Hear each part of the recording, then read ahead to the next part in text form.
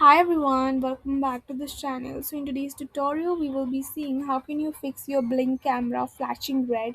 So here's a guide for your connection issue, status light and solutions. Fix 1. Check the batteries. Remove the batteries from the camera, wait for about 10 seconds. Put in fresh AA lithium batteries. Avoid rechargeable batteries as Blink recommends lithium batteries for many of its cameras. Fix 2. Power cycle the camera. Remove the batteries, wait for 30 seconds, reinstall them, and watch the LED for about a minute. Fix 3. Check your Wi Fi. Make sure your phone is connected to the same Wi Fi network. Restart your router and move the Blink camera closer to the router temporarily. Fix 4. Check the Blink app.